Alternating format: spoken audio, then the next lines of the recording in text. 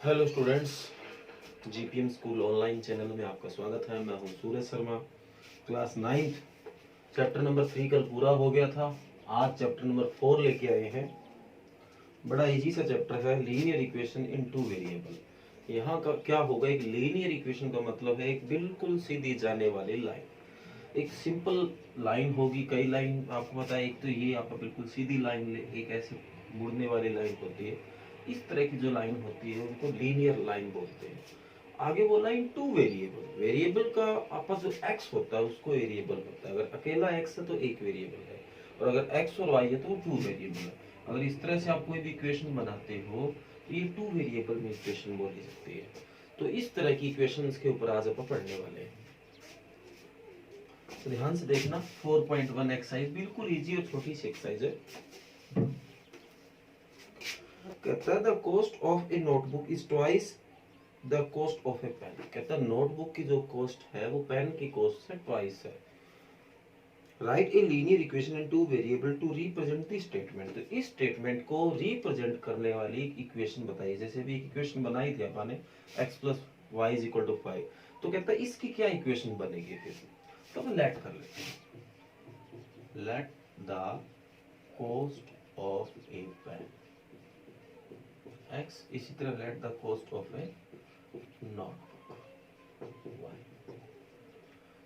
the cost of notebook is twice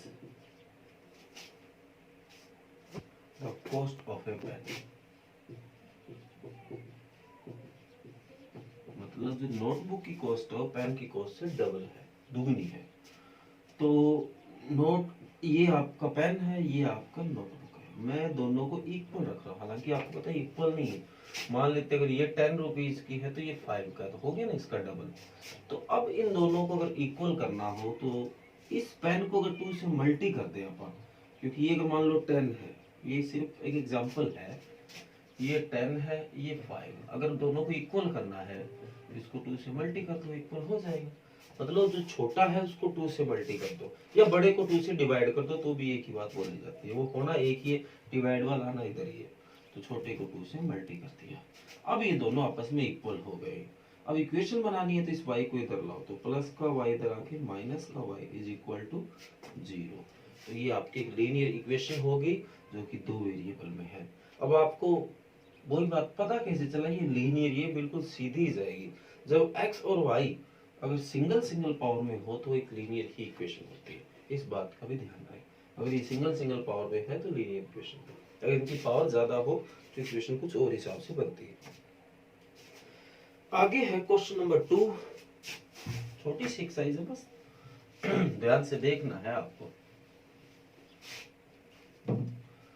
question number 2 कहता है express the following linear equation in the form of ax plus by plus c is equal to 0 and indicate the value of a b c in the cases। कहता है पहले तो इसको express करो आपको इस फॉर्म में। तो 2x plus 3y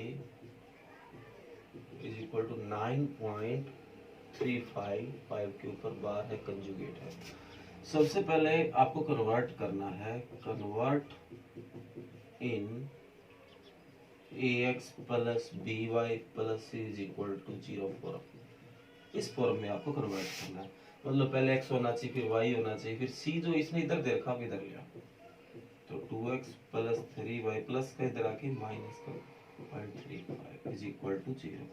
बाद में कहता है a b c की वैल्यू भी निकाल के लाओ। जो x के साथ है वो a की वैल्यू है, जो y के साथ है वो b की वैल्यू है, और जो पीछे बच गया वो c की वैल्यू। तो ये आपका आंसर आ गया। पहले तो आपको इसको इस फॉर्म में कन्वर्ट करना है और फिर ए बी सी की वैल्यू निकाल के देनी है। तो ये आपका क्वेश्चन नंबर 2 है। इसी तरह काफी पार्ट है इसके। ये फर्स्ट पार्ट था, सेकंड पार्ट देखो। x minus y by 5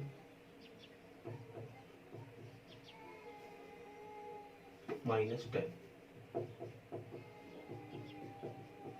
is equal to 0। सबसे पहले आपको इसको इस फॉर्म में कन्वर्ट करना है। तो आपको एक बात गौर की होगी, इसमें अपोन में कुछ भी डाटा नहीं है, यहाँ अपोन में आ रहा है, तो इसको पहले एलसीएम लो आप। तो एलसीएम लो तो 10 को एक बार सीधा भेज दो या ना भेजो तो भी कोई दिक्कत नहीं। तो इसके अपोन में 1 लगाया, इसके अपोन में 5 एलसीएम आया। इसको इससे डिवाइड करेंगे 5 आएगा, 5 की इससे मल्टी 5x माइनस इसको इससे डिवाइड किया 1, 1 की y से y, इसको इससे डिवाइड किया 5, 5 की 10 से 50 इज इक्वल टू 0 और अपोन वाला 5 इधर आके इसकी मल्टी में 0 मल्टीप्लाई तो 5x minus y minus 50 is equal to क्या आ गया 0। तो अब ABC की वैल्यू बताओ, A की वैल्यू 5 है, B की वैल्यू किसके आगे माइनस है तो वो -1 है और C की वैल्यू -50। समझ आ गया। तो पहले इस तरह की चीज को ऐसे नॉर्मल फॉर्म में बनाओ और बाद में ABC की वैल्यू निकालो।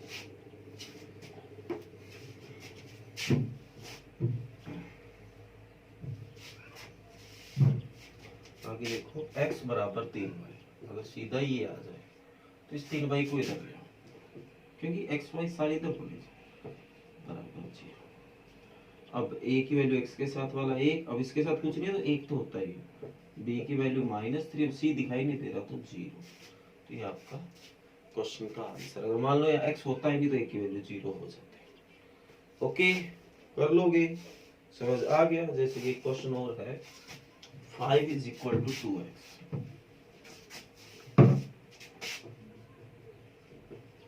तो इसको भी इधर ले आओ, एक ही बात है। 5 minus 2x is equal to 0, तो x वाला आगे लिखना होता है, y वाला है ही नहीं और +5 को पीछे लिख दिया।